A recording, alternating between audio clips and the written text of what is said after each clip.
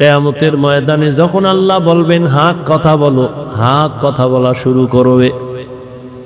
আল্লাহর কুদরতি ক্ষমতায় বলবে, তোমারে যে দায়িত্ব দেওয়া হয়েছিল যেই ডিউটির জন্য, ওই ডিউটি পালন করছে কিনা বলো। হাত আল্লাহর কাছে বলবেন, হে মালিক, এই হাতের দ্বারা মা বাবার কল্যাণে কাজ করবে, করে নাই। হাতের দ্বারা উলামায়ে কেরামের পেছনে নেক আমলে হাত ব্যবহার করবে, করে নাই। বরং মানুষের পেছনে ক্ষতি সাধনের জন্য হাত ব্যবহার করেছে। গরিবের বেতন নষ্ট করার জন্য হাতের কলম ব্যবহার করেছে।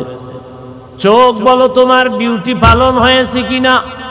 চোখ আল্লাহর আদালতে জবাব দিবেন, হে মালিক, এই চক্ষু দিছো মা বাবা দেখার জন্য, দেখে নাই।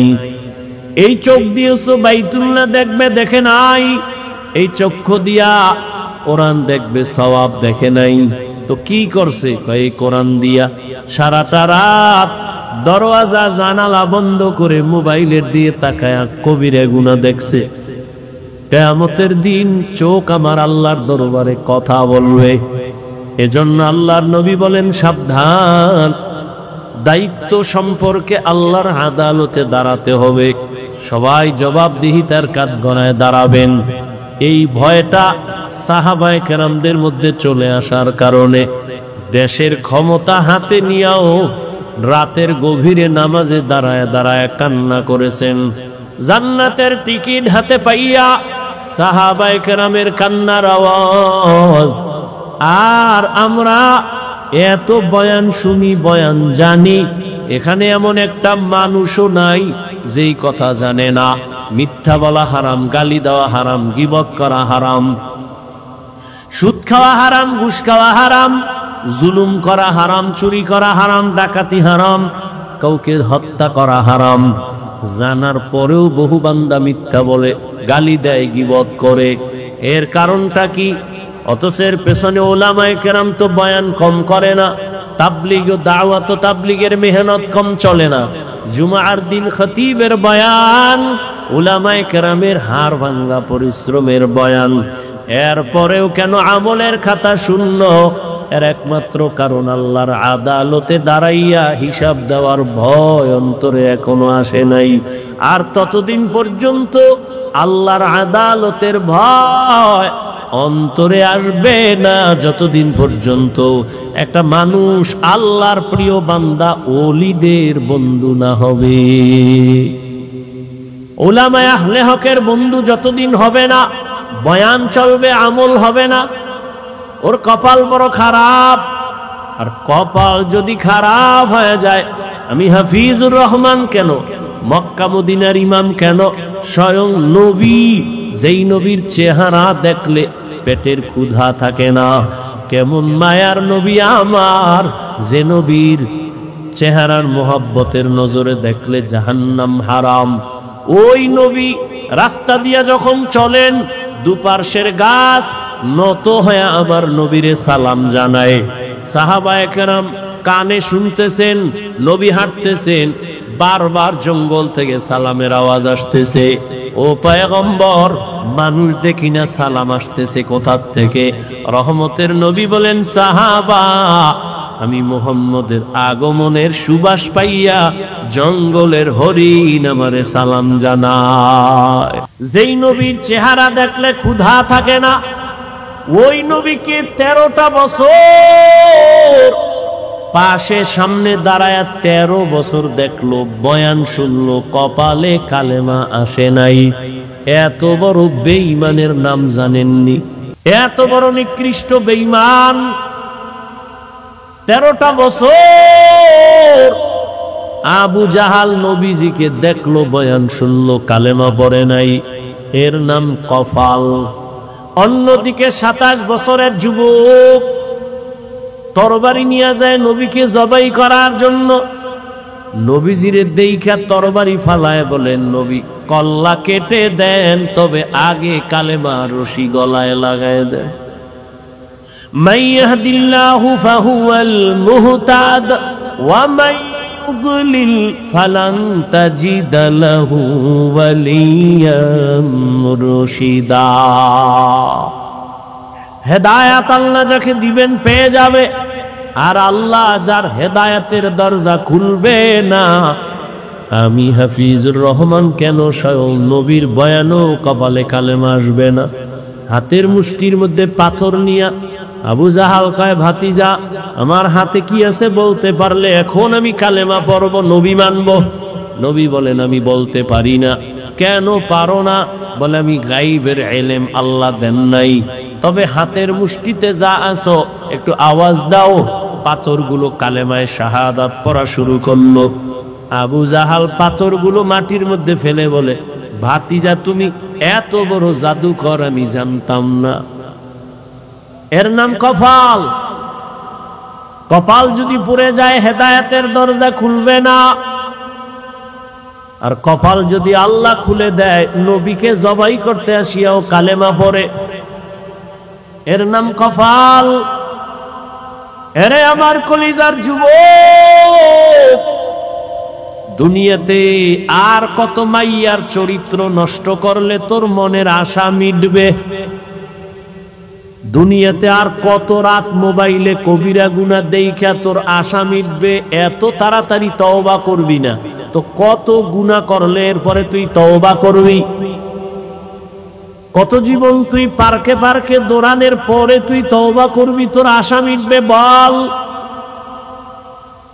চোখের সামনে তো যুবকের লাশ, পানির নিচে লাশ, গাড়ির নিচে লাশ, ঘুমের বিছানায় লাশ। ওলামায়ে কেরামের কথা শুনলা না রে বাবা? কয়দিন এই বাহাদুরি? করোনায় কত লাশ চলে গেল, ডেঙ্গুতে কত লাশ চলে গেল, এই ছাত্র জনতার আন্দোলনে কত লাশ চলে গেল। ও আল্লাহর বান্দা, তুমি সুস্থ, এটা বাঁচার গ্যারান্টি না। অসুস্থ রোগীর সামনে সুস্থ মানুষ মরে যায়, অসুস্থ রোগী অনেক দিন থাকে। আল্লাহর কাছে জবাব দেওয়ার ভয় অন্তরে জমা করে নাও। আল্লাহ বলেন, ইয়া আইয়ুহাল্লাযীনা আমানুত্তাকুল্লাহা হাক্কা তুকাতিহি ওয়া লা তামুতুন্না ইল্লা ওয়া আনতুম মুসলিমুন।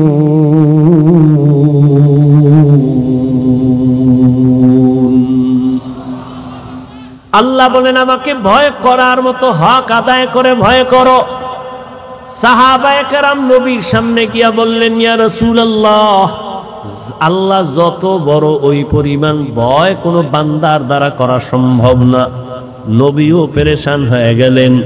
জিব্রাইল আমিন আসলেন আল্লাহর অর্ডারে আয়াত নিয়া, নবীরে গিয়া জানায় দাও, ইত্তাকিল্লাহা মাস্তাতাতুম, আমার হক আদায় করার দরকার নাই, বরং বান্দা যেন তার সাধ্য মতো আমি আল্লাহর ভয় অন্তরে নিয়ে চলে।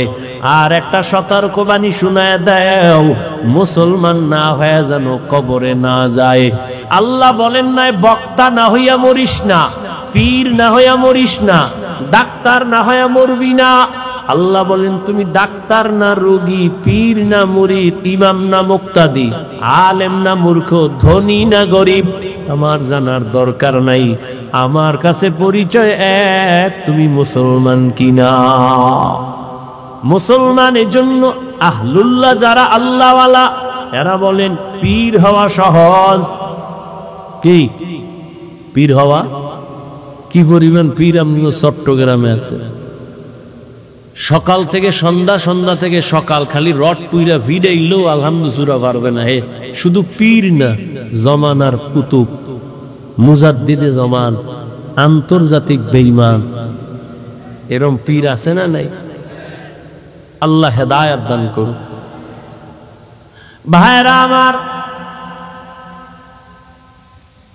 মুসলমান না হইয়া মরিও না রে যুবক। আল্লাহ বলেন আমাকে হক আদায় করে না পারলেও সাধ্য মতো ভয় করো। এখানে আমরা যারা বসে আছি, দাঁড়ানো আছি, যদি জিজ্ঞাসাই করি আল্লাহকে আপনারা কারা কারা ভয় করেন, প্রশ্নটা করলে সবাই হাত উঁচু করে বলবে অবশ্যই আমরা হুজুরদের থেকেও বেশি ভয় করি।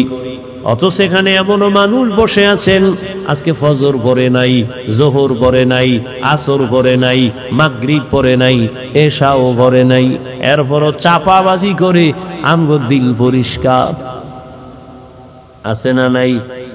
এরপর বলে আমি আল্লাহকে ভয় করি, আমি 5 ওয়াক্ত নামাজ পড়িয়া বলি আল্লাহকে ভয় করি। আপনি নামাজ বাদ দিয়ে বলেন আল্লাহকে ভয় করি। আমি পর্দা রক্ষা করে বলি আল্লাহকে ভয় করি, আপনি পর্দা বন্ধ করে বলেন আল্লাহকে ভয় করি। আমি দাড়ি রেখে বলি আল্লাহকে ভয় করি, আপনি দাড়ি না রেখে বলেন আল্লাহকে ভয় করি। দোনো দলের ভয় কি সমান? না, আসলে আপনার মধ্যে মোটেও ভয় নাই। ভয়ের হাকিকতে আপনি জানেন না ভয়টা আসলে কি।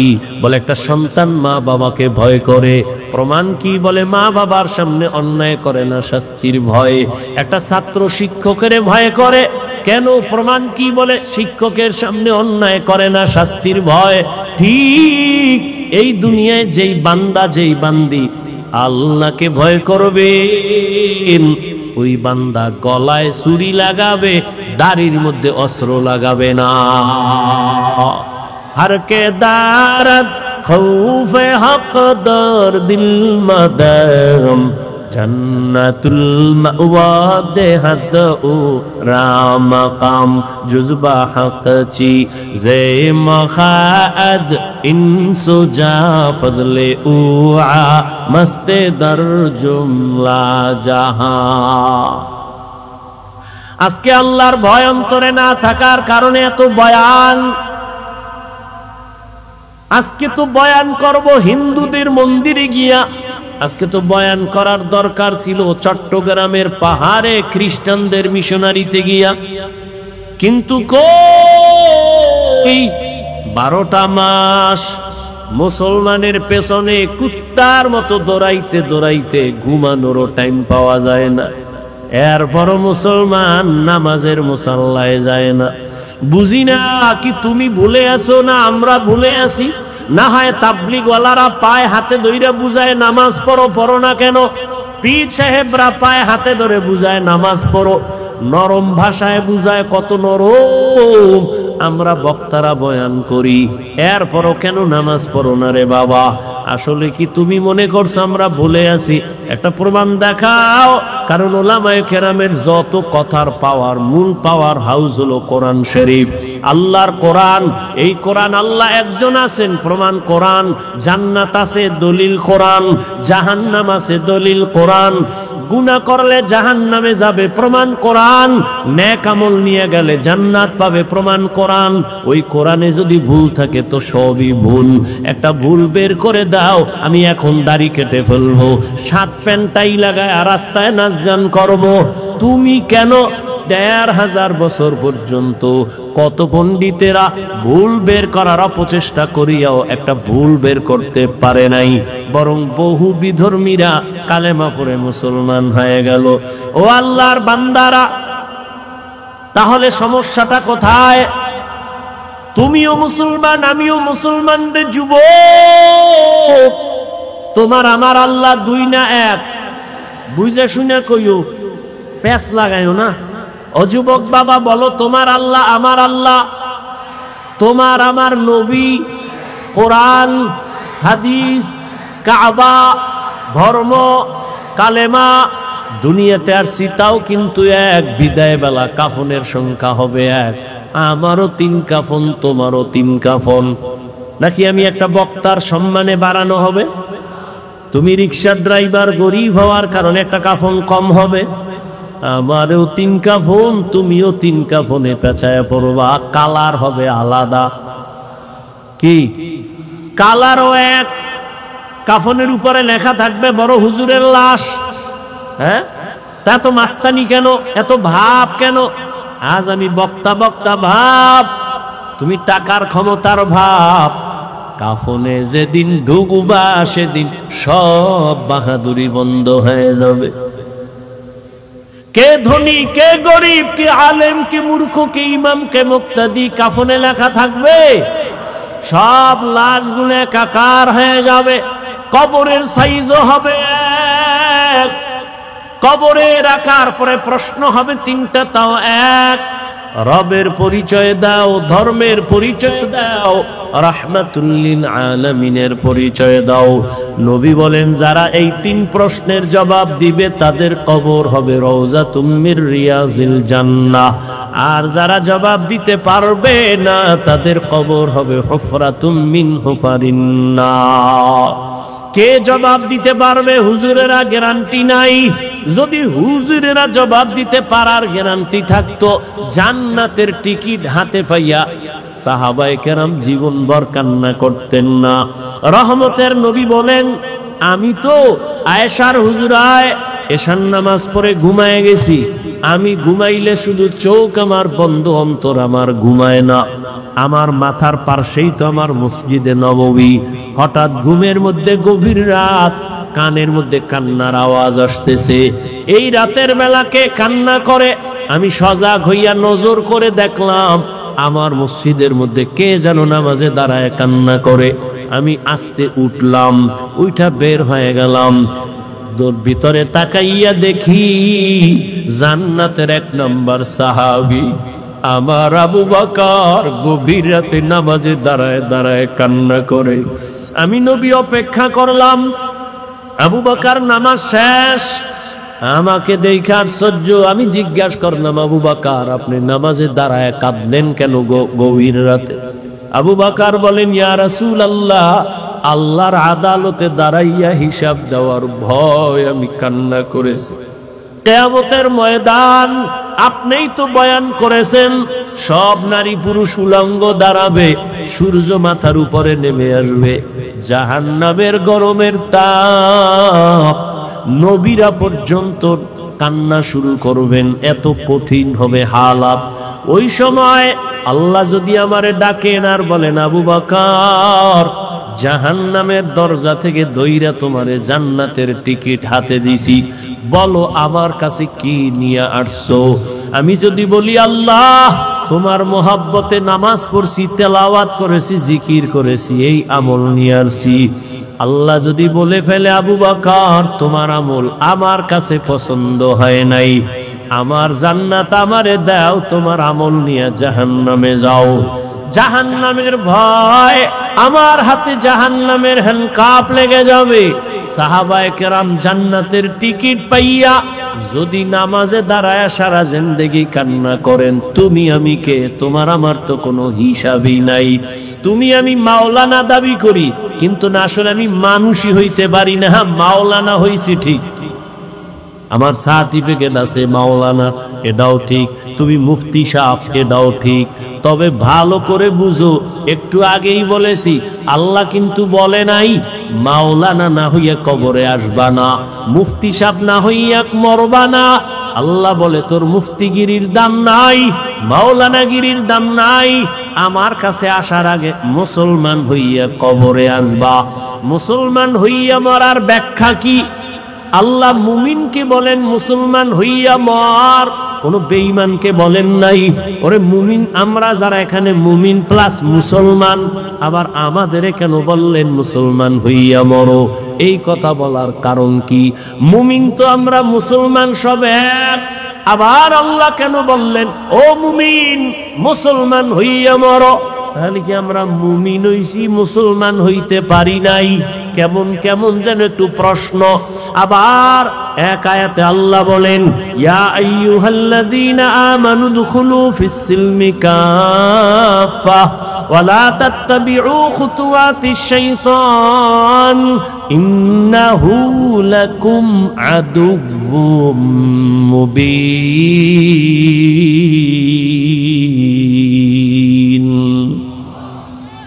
এই আয়াতে আল্লাহ বলেন এই মুমিন ইসলামের মধ্যে ঢোক, পরিপূর্ণ ঢুকে যাও।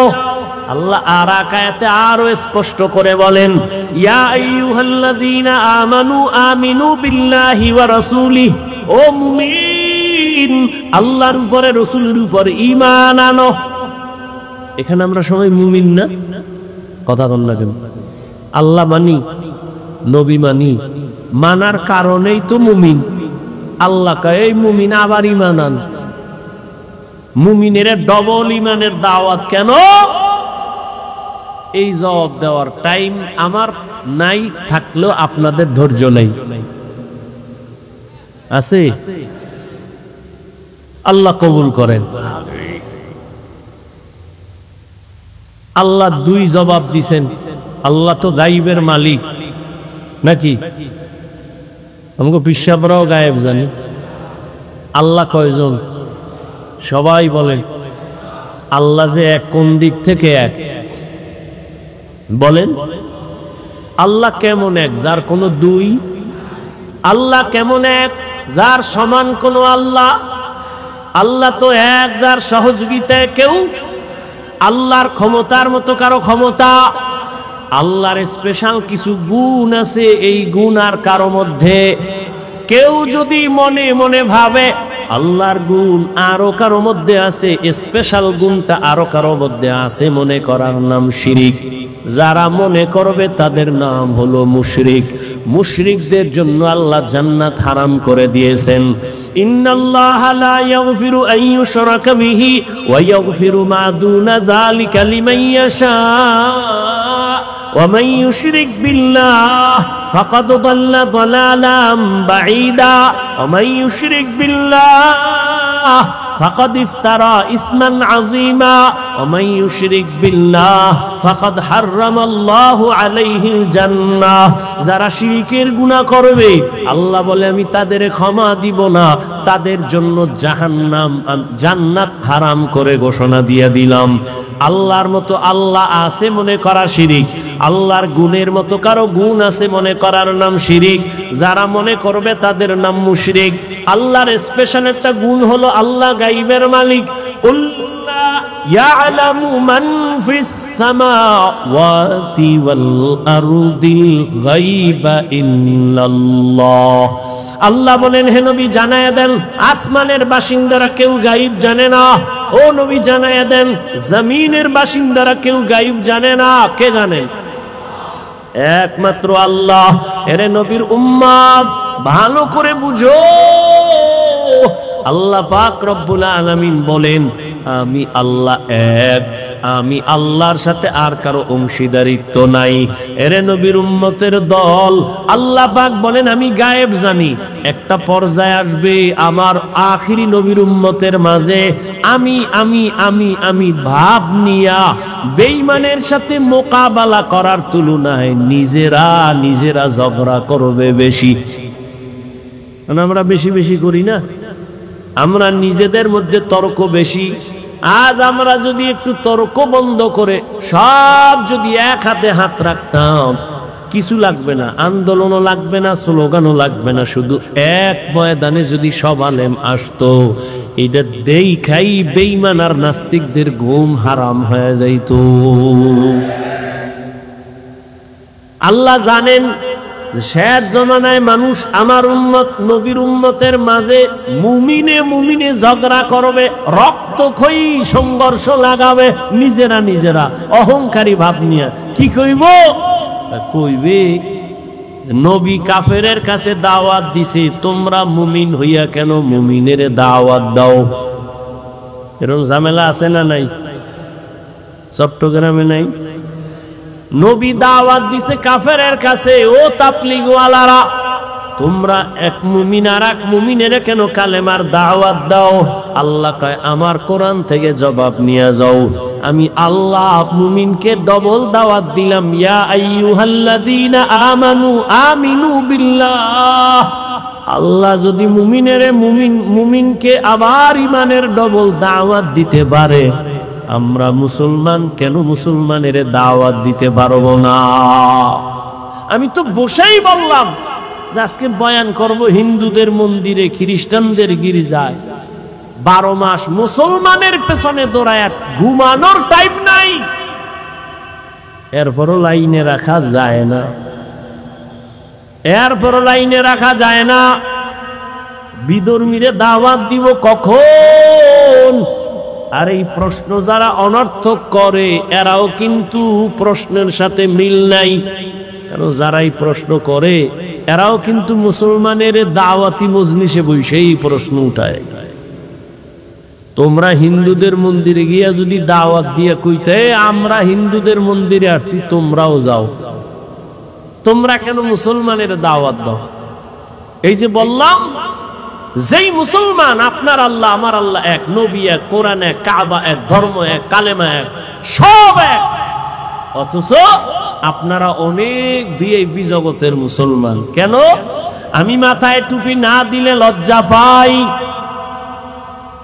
ও নোয়াপাড়ার মুসলমান, তুমি কেমন? তুমি টুপি দিতে লজ্জা পাও, তুমি কত ভিআইপি মুসলমান।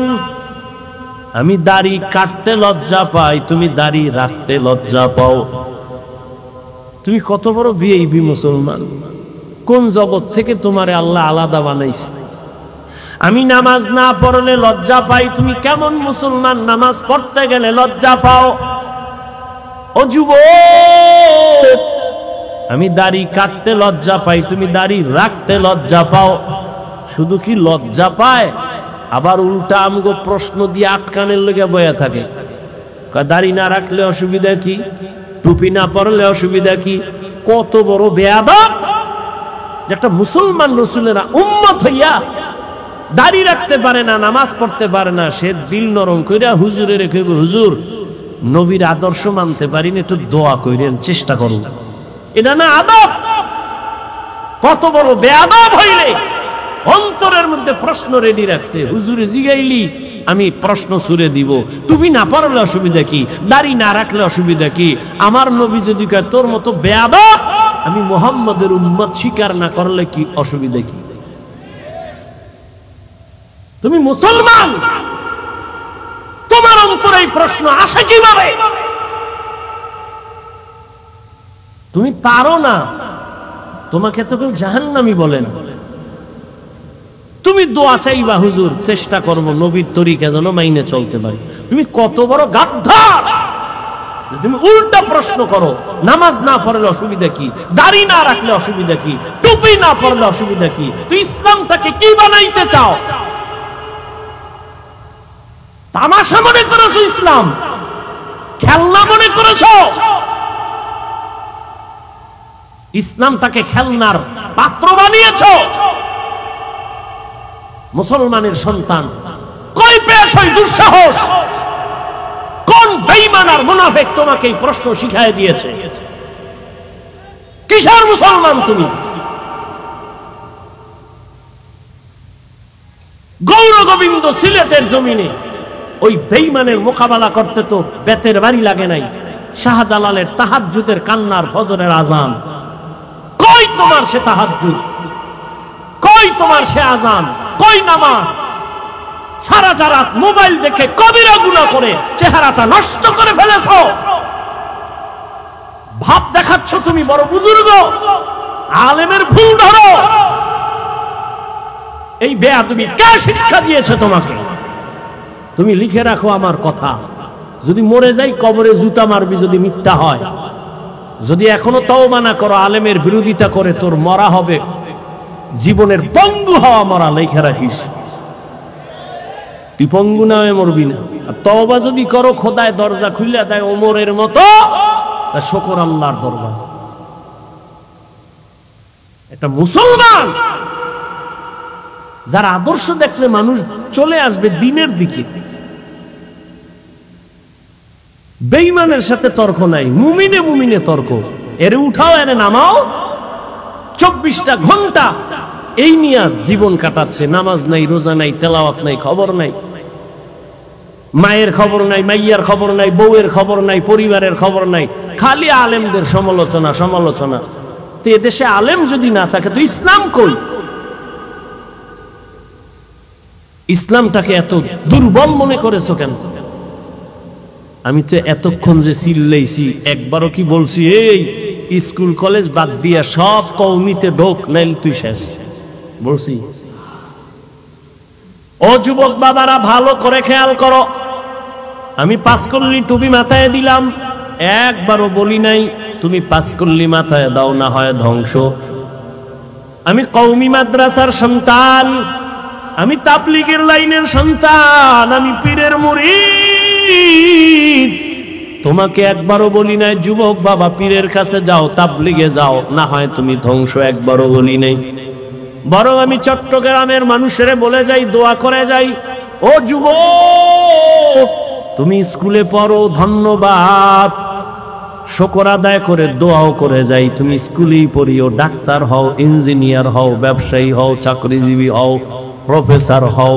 আমগো মাদ্রাসায় সব বীর জমানের দরকার নাই, আমগো মাদ্রাসায় ছাত্র অনেক বেশি, এটি কমানোরও দরকার, ছাত্রের অভাব নাই।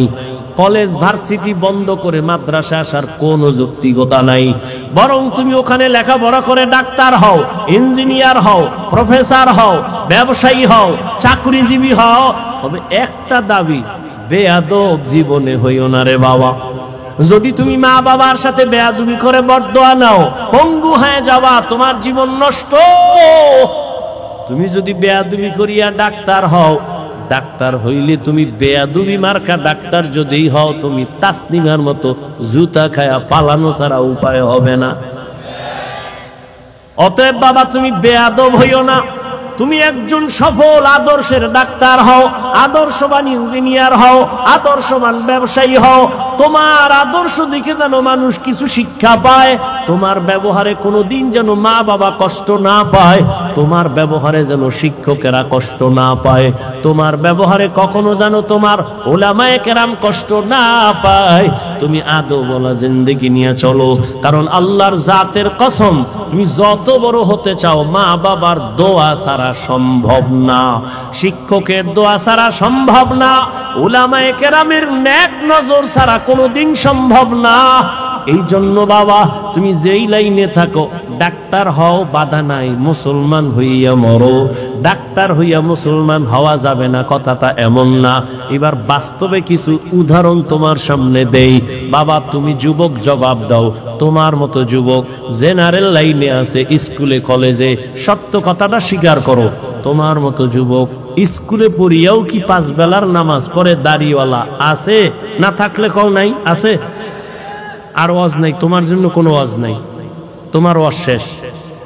তুমি শুধু এতটুকুই আল্লাহ বিবেক দিছে, কুকুর শুয়ারকে আল্লাহ ভালো মন্দ যাচাই এর বিবেক দেয় না, তোমাকে দিছে। তুমি শুধু এতটুকু নিজেকে জিজ্ঞাসা করো তো, তোমার মতো জেনারেল লাইনের ছেলেটা স্কুল কলেজে পড়ে যদি দাড়ি থাকে, নামাজ থাকে, তুমি পারো না কেন? আর কোনো ওয়াজের দরকার নাই তোমার। তোমার মতো যুবক সন্তান র্যাব, আর্মি, পুলিশ, বিডিআরের চাকরি করে, নামাজ ছাড়ে না, বলো না। তোমার মতো যুবক তাকায় দেখো, ওসি, ডিসি, এসপি 5 ওয়াক্ত নামাজ পড়ে, বলো তুমি কেন পারবা না? তোমার মতো যুবক সন্তান রাস্তায় গাড়ি চালায়, ড্রাইভারি করে, এক বেলার নামাজও বাদ দেয় না, বলো বাবা তুমি কেন পারবা না? ও যুবক বাবারা, তোমার মতো কত ব্যবসায়ী আজান হয়েছে দোকান বন্ধ করে নামাজে চলে গেছে, দাড়িও ফালায় না, নামাজও বাদ দেয় না, হারাম ভাবে ব্যবসা করে না, এমন বান্দা আছে, তুমি কেন পারবা না? জীবনে মাদ্রাসায় পড়ে নাই, আলিফ বাতাও শিখে নাই, জেনারেল লাইনে থাইকা যদি তোমার মোহাব্বত আল্লাহর নবীর আদর্শ নিয়ে চলে, তুমি এতটুকু নিজেকে জিজ্ঞাসা করিও, বালিশে মাথা লাগায়, তুমি কেন পারবা না? তোমার মতো যুবক নদীর মধ্যে মাছ ধরে নামাজ পড়ে, তুমি পারো না কেন? কৃষি কাজ করে নামাজ পড়ে, তুমি কেন পারো না? এখনো সময় আছে, তওবা করে নেও। ও পর্দার আড়ালের মা বোনেরা, আসেনি মা বোন? হ্যাঁ, এরে আম্মা জানেরা, বোনেরা, আপনাদের সন্তানদেরকে নিয়ে যত কথাই আমি শুনাইলাম, এই কথা বাস্তবায়ন হবে না যদি আপনাদের চেষ্টা না থাকে, দোয়া না থাকে। কারণ আপনারা নবীদের মায়ের মতো দামি, আপনারা সাহাবায়ে কেরামদের মায়ের মতো দামি, আপনারা খাদিজা রাদিয়াল্লাহু আনহার মতো দামি, ফাতেমা রাদিয়াল্লাহু আনহার মতো দামি, আয়েশা রাদিয়াল্লাহু আনহার মতো দামি। এরে আম্মা জান, আপনারা ইসমাঈল নবীর মা হাজরা আলাইহা সালামের মতো দামি, আপনারা ঈসা নবীর মা মারিয়াম আলাইহা সালামের মতো দামি। জীবনের বড়, দুনিয়ার বড় এক বেঈমান ফেরাউন, জানেননি তার স্ত্রীর নাম কি? আসিয়া। এত বড় বেঈমান ফেরাউনের ঘরে আসিয়া কত বড় আল্লাহর পেয়ারা বান্দি। রহমতের নবী বলেন, কিয়ামতের দিন জান্নাতে আসিয়ার সাথে আমার বিবাহের বন্ধন হয়ে যাবে। ও পর্দার আড়ালের মা, আপনার স্বামী তো ফেরাউনের মতো খারাপ না, আপনি কি পারেন না নামাজ পড়ে দোয়া করবেন? স্বামীরে যদি বলতেন স্বামী নামাজ পড়ার চেষ্টা করো, কামাই রুজি করো, তুমি হারাম টাকা ঘরে আনবা না, যদি এভাবে বুঝাইতেন হারাম টাকা খাইয়া নিজের রক্ত নাপাক করব না, সন্তানেরটাও নাপাক করতে দিব না, দুনিয়ার কোন স্বামী হারাম কামাই ঘরে নিতে পারতো না। এরে আম্মা জান, আপনার মতো কত মা এই অঞ্চলে এখনো পাবেন, পর্দা রক্ষা করে চলে, নামাজ ছাড়ে না, স্বামীর মাল হেফাজত করে, সন্তানগুলোকে আদর্শওয়ালা বানানোর চেষ্টা করে, কখনো মোবাইলে চরিত্র বিক্রি করে না। এরে আম্মা জানেরা, আপনারা কেন পারবেন না? ও যুবক বাবা, এখনো সময় আছে, তওবা করে নাও। জীবনে তো কম নামাজ ছাড়লা না, মনে চাইছে পার্কে যাবা, দৌড়ায় গেছো, কেউ বাধা দিছে ফিরো নাই, মনে চাইছে গুনাহ করবা করেছো, বাধা মানো নাই, মনে চাইছে নামাজ পড়বা না, পড়ো নাই, হাজার মানুষ বুঝাইছে নামাজ পড়ো নাই, আর কত বাহাদুরি করবা? এখনো সময় আছে, তওবা করে নাও। মনে মনে আল্লাহকে বলো, হে মালিক, জীবনে আর নামাজ ছাড়বো না, আর দাড়ি কাটবো না, বেপর্দায় চলবো না, মা বাবার সাথে বেয়াদবি করব না, শিক্ষকের দোয়া নিয়া, উলামায়ে কেরামের পরামর্শ নিয়া, নবীজির তরিকা মেনে চলবো, মা বাবার দোয়া নিয়ে চলবো। জীবনে তো গুনাহ কম করি নাই। মনে মনে আল্লাহকে বলো, হে আল্লাহ, দুনিয়াতে আমার মতো গুনাহগার কেউ নাই, শয়তানের ধোকায় জীবনে অনেক গুনাহ করেছি, আজ থেকে তৈরি হয়ে গেলাম, আমার মতো যুবক যদি জেনারেল লাইনে থাকিয়া নামাজ পড়ে, আমি কেন পারবো না? ও আল্লাহ, তুমি তো হায়াতের মালিক, রিজিকের মালিক, সম্মানের মালিক, আজ থেকে আর নামাজ ছাড়বো না, দাড়ি কাটবো না। ও আমার যুবক বাবারা, কার পেছনে পইরা নামাজ ছাড়ছো? কার কিছু টাকা পাওয়ার জন্য কার পেছনে ঘুরে গিয়া দাড়ি কাটছো? ও তো তোমার বন্ধু না, স্বার্থে আঘাত লাগলে তোমাকে চিনবে না, ওর পেছনে পড়ছো। তুমি আজ অসুস্থ হয়ে গেলে তোমার মোবাইলের নাম্বারটা ডিলিট করে ফেলবে, জীবনে তোমার সাহায্যে আর আসবে না, দল থেকে নাম কাটবে, কল্লা পর্যন্ত কেটে দিবে। কার পেছনে পড়িয়া 2 টাকা পাওয়ার লোভে নামাজ হারাইছো, দাড়ি কাটছো, বেপরদায় চলতেছো, এরা সব ধান্দাবাজ আর চান্দাবাজ, এরা তোমার আপন কোনো বন্ধু না। এই দুনিয়ায় তোমার আপন বন্ধু উলামায়ে কেরাম। ওই উলামায়ে কেরামের দোয়া নিয়ে সামনে আগাও। ওরে তুমি বিপদে পড়লে কেউ নাই, কেউ যাবে না, কিন্তু উলামায়ে কেরাম কলিজা ভরে দোয়া করবে, কোনোদিন বরদোয়া করবে না। এখনো সময় আছে, তওবা করে নাও। রিজিকের মালিক কে? তাহলে কার পিছনে ঘুরে নামাজ ছাড়ছো? রিজিক তো আল্লাহ দিবে, তুমি বেনামাজির পিছনে দৌড়াও কেন? আল্লাহ রিজিক দিবে। গর্তের পিপিলিকার খানা কে দেয়? জঙ্গলের প্রাণীর খানা কে দেন? নদীর মধ্যে হাজারো লাখো মাছের খানা কে দেন? ওরা দামি না আমরা দামি? ওদের যদি আল্লাহ দিতে পারে, আঙ্গ পারবেন না? তাহলে পাগল হয়ে দৌড়াও কেন বেনামাজির পেছনে, সুদের পেছনে? এখনো সময় আছে, তওবা করে নাও। মরিয়া গেল আর নামাজ ছাড়বা না, বেপরদায় চলবা না, নবীর তরিকা মেনে, উলামায়ে কেরামের পরামর্শ নিয়া, মা বাবার দোয়া, শিক্ষকের দোয়া নিয়া চলবা। তওবা করার মতো যদি অন্তর তৈরি হয়ে থাকে, কপালে যদি আবু জাহেলের মতো না হয়, ওমরের মতো অন্তর থাকে যে মরিয়া গেল আর নামাজ ছাড়বো না, দাড়ি কাটবো না, মা বাবার বরদোয়া নিব না, শিক্ষকের দোয়া নিয়া, উলামায়ে কেরামের পরামর্শ নিয়ে চলবো নবীন তরিকায়। যদি তওবার নিয়ত হয়, খাঁটি তওবার নিয়ত যাদের আছে, মুনাফিকি না, অন্তরে না থাকে, খাঁটি তওবার নিয়তে 2 হাত আমার আল্লাহকে দেখাইয়া দাও। আয় আল্লাহ, হাতগুলো কবুল করে নেন, তওবা কবুল করে নেন, তওবার উপরে মজবুত হইয়া চলার মতো তৌফিক দান করেন, আমিন।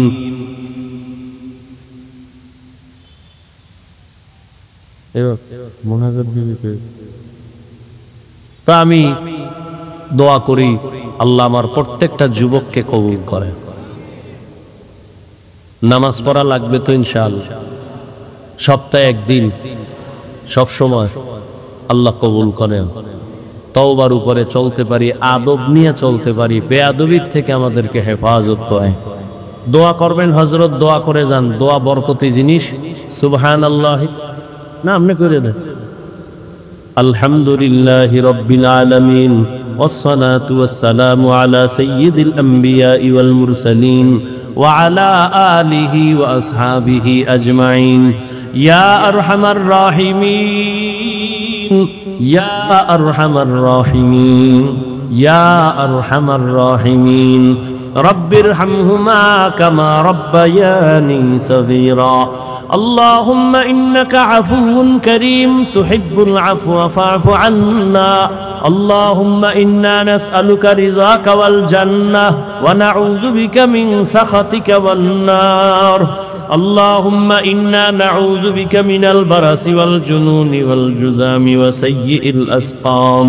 اللهم إني ظلمت نفسي ظلما كثيرا ولا يغفر الذنوب إلا أنت فاغفر لي مغفرة من عندك وارحمني إنك أنت الغفور الرحيم. ربنا العالمين গুনার বোঝা নিয়ে আপনার দরওয়াজায় হাজির।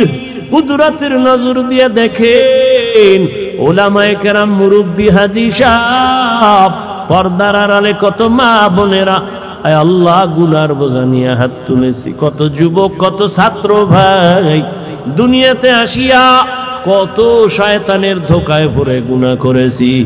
দুনিয়ার মানুষ আমারে কত সম্মানের জায়গায় বসাইছে, অথচ জানে না কেউ আমি কত বড় অপরাধী। আমার গুনার খবর আমার মা জানে না, ভাই জানে না, আপনজন কেউ জানে না। এ জীবনে গুনার কারণে আমার হাত না পাক, আমার চোখ না পাক, আমার জিহ্বা না পাক, অন্তর না পাক। ও আল্লাহ, আমি আপনাদের দোয়া নিতে আসছি এবং সংক্ষিপ্ত দু চারটি কথা বলবো, বেশি রাত যেন না হয়। সেই নিয়তে কোরআনে হাকিমের সূরা আলে ইমরানের এক আয়াতে কারিমা তিলাওয়াত করেছি, নবীজির হাদিস থেকে একটি হাদিস পড়েছি। ইখলাস রুহানিয়তের সমন্বয়, সহি নিয়তে সহি তরিকায় সহি কিছু কথা আমাকে বলার মতো, আপনাদেরকে শুনবার মতো দয়াময় আল্লাহ তৌফিক দান করে। উঠা বসা করবেন না, এটা মজলিসের আদব না। ডিস্টার্ব হলে আর কথা বলা যায় না। আসলে চট্টগ্রামের বয়ান তো সারা দেশে উদাহরণ হিসেবে অনেক জায়গায় বলি।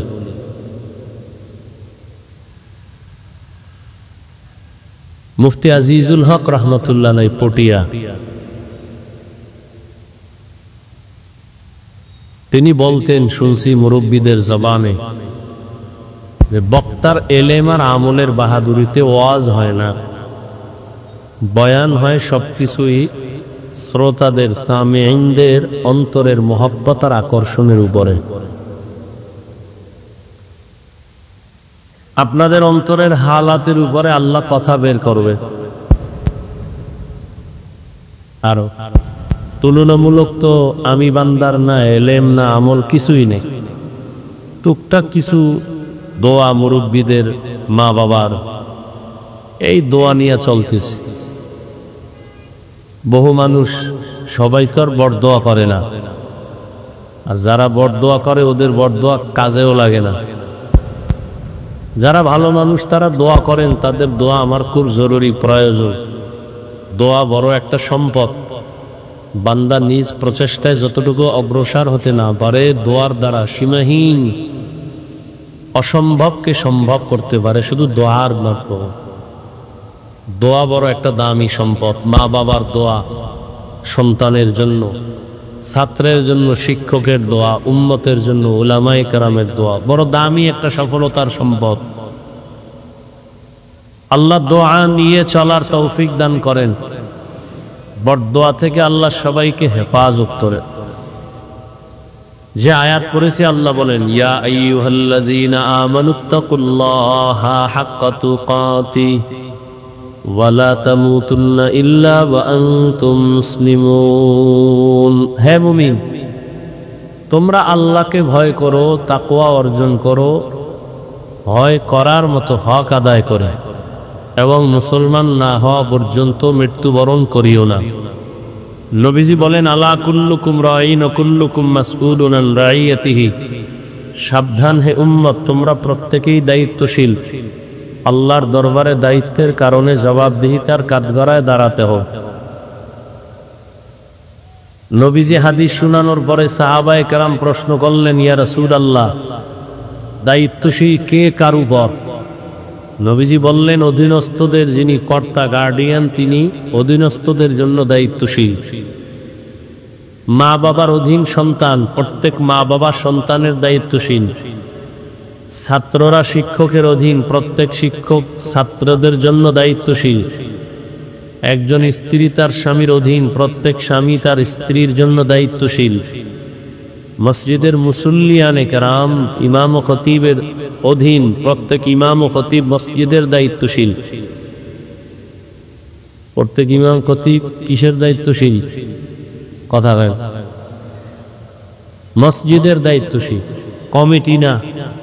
ও খেয়াল করেন, কমিটি মসজিদের দায়িত্বশীল না, কমিটি হলো বিল্ডিং এর দায়িত্বশীল। বুঝেন নাই? বিল্ডিং কেমনে বড় করবে, ছোট করবে, সুন্দর করবে, এই দায়িত্ব কমিটির। কিন্তু এখন গেছে সব উল্টা পাল্টা হইয়া, মসজিদ বাদ দিয়ে এখন ইমাম আর খতিব এদের দায়িত্ব নিয়ে বাহাদুরি করে অনেক কমিটির লোকেরা। এরা কেমন হইল? শিয়ালের হাতে মুরগি দেওয়া যেমন হইল। শিয়ালের কাছে মুরগি দিয়া বলে 3 দিন আমানত, শিয়াল বলে দোয়া চাই, মাফ চাই। 3 দিন কেন, 1 দিনও না, জিন্দা কেন, মরাও দেওয়া সম্ভব না। তো শিয়ালের হাতে মুরগি দিলে যা হয়, সুদখোর বেনামাজির হাতে ধর্মের চাবি দিলে তাই হয়। দিছে কারা? জিবরাইল। কথা বলেন না কেন? সুদখোর বেনামাজির হাতে ধর্মের চাবি দিছে জিবরাইল। কারা? স্বীকার করবেন না? অন্যায় করছেন, এটা স্বীকার করতে খুব প্রেস্টিজ লাগে না? সারা জীবন ইসলাম চাই বইলা স্লোগান দিয়া ভোটের আগের রাত্রে টাকা খাইয়া সকালবেলা কেবলা ঘুরাই দিছেন, তাহলে সরকারের গালি দেন কেন? কপাল তো আপনার খারাপ, আপনি হারাম খাইলে আপনার নেতাও তো হারামখোর হবে। আপনি সুদখোর হইলে আপনার নেতাও সুদখোর হবে। আমারে এখানে যদি জীবনে দাওয়াত না দিত, আমি বসতাম? এক তো সময়ও নাই, আর দাওয়াত না দিলে, না বসাইলে বসানো সুযোগ নাই।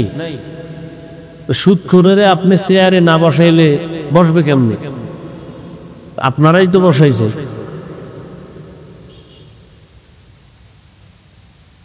বড় কঠিন হিসাব, বড় কঠিন। একদল পাইয়া আড়াইছে কানতেছে, আর একদল না পাইয়া কানতেছে। কি? কেউ বেশি খাইয়া কান্দে, কেউ ক্ষুধায় কান্দে। মোড়ও খাইতে দিই, পেটে ক্ষুধা। এই জন্য যুবকদের বলি, তুমি যত বন্ধুর পিছনে ঘুরো, সব চান্দাবাজ আর ধান্দাবাজ। তোমার কলিজার নিঃস্বার্থ আপন বন্ধু একমাত্র, শুধুমাত্র, কেবলমাত্র উলামায়ে কেরাম। উলামায়ে কেরাম এই জাতিকে নিয়ে যেই ভাবাটা ভাবেন, পৃথিবীতে কেউ এই উম্মত নিয়ে, জাতি নিয়ে ভাবে না। সবাই নিজের চেয়ার নিয়ে ভাবে, দল নিয়ে ভাবে। উলামায়ে কেরাম নিজের চেয়ার, ইমামতি থাক না থাক টেনশন নাই, ওয়াজের স্টেজ থাক না থাক টেনশন নাই, নিজের মাইয়া পোলা স্ত্রী সন্তানের কোনো চিন্তা করে না, উম্মত নিয়েই চিন্তা করে। এই কারণে ছাত্র জনতার বৈষম্য বিরোধী আন্দোলনে সফলতার চাঁদ উদিত হওয়ার শপথ নিয়ে জান বাজি রেখে আলেম, তোলাবা, ওলামা সব মাঠে নামছেন। ক্ষমতার জন্য নামছিলেন? কোন আলেম বলছে উপদেষ্টারা সব নামো, আমরা বসবো? বলে নাই। জাতিকে জুলুম থেকে বাঁচাবার জন্য। ওলামায়ে কেরাম বলছেন আমরা জাতির বন্ধু, কে চেয়ারে বসবে না বসবে জানার দরকার নাই, তবে জুলুম করলে ছাড় নাই। আবার আন্দোলন হবে। মুসলমানের আন্দোলন একবার না বারবার? মুসলমান জীবন একবার দেয় না বারবার? বারবার। এজন্য সেদিন চরমনাই বলে আসছি, লক্ষ লক্ষ মানুষের সামনে কাফনের কাপড় হাতে নিয়ে রেডি থাকো, আবার ডাক আসবে, আবার আন্দোলনে নামতে হবে। জালেমকে কোনো সুযোগ দেওয়া যাবে না। ভয় আছে কোনো? এই যে এত যুবক দেখতেছি, কেউরে দরকার নেই, আলিয়াও দরকার নেই, আমগো কওমির বড় ছাত্র ছোটদেরও দরকার নেই।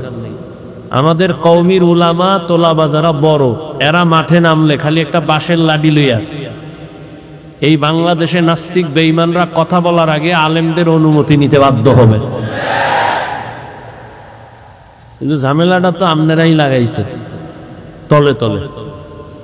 এ উলামায়ে কেরাম যাও একটু কাছে আসে, ভক্তরা ফেসবুকে আকাম কইরা দূরে রাখে। কি কথা হয়? আলেমের বিরুদ্ধে যারা কলম ধরে, আমি সারা বাংলাদেশে বলছি, এরা মা বাবার অভিশপ্ত সন্তান। যে হোক, ওর কপালে মা বাবার অভিশাপ আছে, না হয় আলেমের বিরুদ্ধে কলম ধরতে পারে না। ও মরার আগে পঙ্গু হয়ে মরবে। জীবনে বহু দেখছি ছোট্ট বয়সে, বলার সময় নেই, আলেমের সাথে যারা বেয়াদবি করে ওরা মরার আগে মরে, মরার আগেই মরে। তুমি যদি বাইতুল মুকাররমের খতিব, তোমার কপালেও ভোগ আছে। কথার কথা। উলামায়ে কেরামের ইজ্জত নিয়ে যারা তাল বাহানা করবে, এদের ছাড় নাই। আল্লাহ ধরে ফেলবেন। জুলুমের বিচার মরার আগে হবে, রাসূলের হাদিস। আল্লাহ জুলুম থেকে আমাদের সবাইকে হেফাজত করেন। ছাত্র এখানে অধিকাংশ যুবক। এক আন্দোলন দিয়ে তো বুঝছো ছাত্ররা কি পারে, বুঝা গেছে না? এত ভয় কেন? তার মানে এটা না যে কোনো মুরব্বী কোনো আলেমের সাথে বেয়াদবি হবে। খবরদার। মা বাবা হাজারো অন্যায় করলে কি সন্তান যুদ্ধ করবে? করবে? আমি উদাহরণটা এভাবে দেই। ইমাম সাহেব নামাজে দাঁড়াইছে মসজিদে, মাইক কানে লাগাইয়া মাগরিবের নামাজে,